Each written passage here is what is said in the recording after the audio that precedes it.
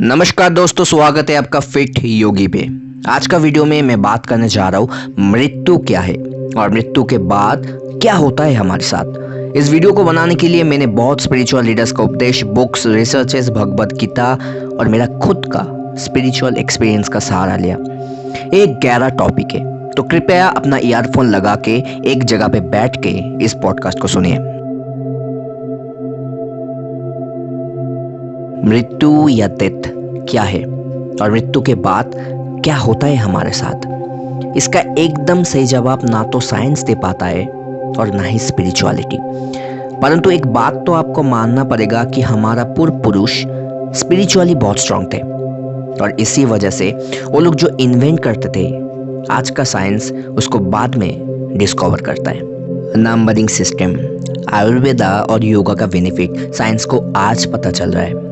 आज का modern machines देख के भी पेशेंट्स का ऑपरेशन ठीक से नहीं हो पा रहा है। और सोच ये सब मशीन्स और इंस्ट्रूमेंट जब बना भी नहीं था, तब से शल्य चिकित्सा या ऑपरेशंस करते हुए आ रहा है। ऐसा क्यों होता है पता है आपको? एक इंसान स्पिरिचुअली स्ट्रांग का मतलब है कि वो इंसान खुद के अंदर झांक के ये जान लिया है कि आप ही पूरा ब्रह्मांड हो और ये पूरा ब्रह्मांड ही आप हो। I know it sounds ridiculous, आप लोगों को ये बात समझ में नहीं आ रहा है। कोई बात नहीं, मैं हूं ना आपको समझाने के लिए। आप सिर्फ मेरे साथ रहिए और इस पॉडकास्ट को सुनते रहिए एकाग्र मन से।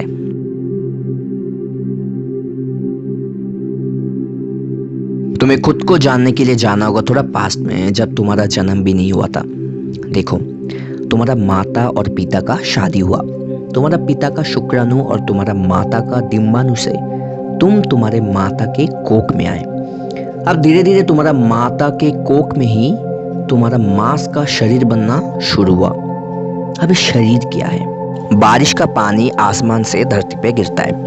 अब पेड़ या उद्भिद मिट्टी से पोषण लेता है, पानी लेता है, वायु से कार्बन डाइऑक्साइड लेता है और सनलाइट लेता है। ये चार चीज लेके एक पेड़ बड़ा होता है। अब उस पेड़ को हम लोग खा रहे हैं। एक मुर्गी पेट से पोषण लेता है और उस मुर्गी से हम लोग पोषण लेते हैं।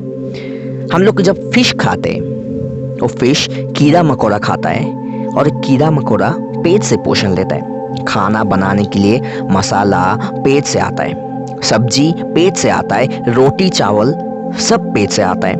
मतलब सब जिंदगी किसी ना किसी तरह से लास्ट तक पेट के ऊपर ही निर्भर करता है और पेट से ही पोषण आता है। और पेड़ तो पोषण चार चीज से ही लेता है: पृथ्वी, वायु, पानी और सनलाइट। ये चार चीज से ही बना है पेड़।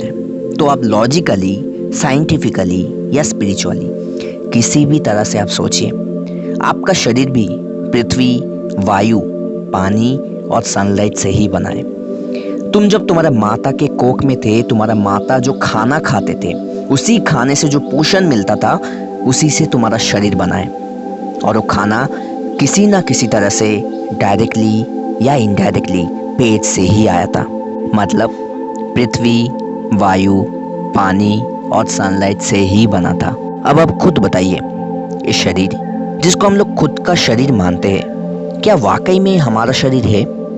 ये तो धरती माता से उधारी किया हुआ कुछ मिट्टी, पानी, वायु और सूरज का रोशनी है। जब हम लोग का मृत्यु होगा, तब एटम टू एटम, हर परमाणु तक हमारा धरती माता को लौटाना होगा।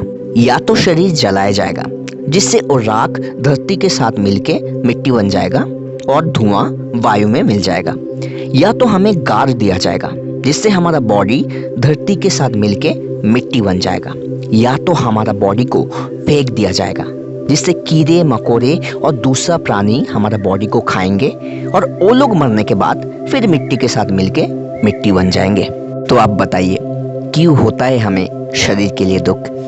क्यों डरते हैं हम मरने से? क्यों करते हैं शरीर को लेके अहंकार या डिप्रेशन, जबकि ये तो सिर्फ उधारी किया हुआ कुछ मिट्टी, पानी, वायु और सनलाइट ही है। किसी इंसान के मृत्यु के बाद हम लोगों को दुख उस इंसान के साथ जुड़ा हुआ यादों की वजह से होता है। एक बार जब आप इस तरह से सोचना स्टार्ट करते हो कि ये शरीर तो सिर्फ और सिर्फ पृथ्वी से उधार किया हुआ है, जो हमें लौटाना भी पड़ेगा, उस टाइम से ना आपको किसी के मृत्यु का दुख होगा और ना ही आपको खुद का मरने का डर होगा। अब संसार में 3 तरह के लोग रहते हैं। नंबर 1, जो विश्वास करते हैं कि हमारा इस शरीर के अंदर एक आत्मा है। नंबर 2, जो आत्मा या सोल को विश्वास नहीं करते। और नंबर 3, जो लोग मानते हैं कि हम लोग ब्रह्मांड का ही एक टुकड़ा है। चलिए तीनों तरीके से समझते हैं कि मृत्यु के बाद हमें दुख क्यों नहीं करना चाहिए। पहले नंबर 3 से स्टार्ट करते हैं।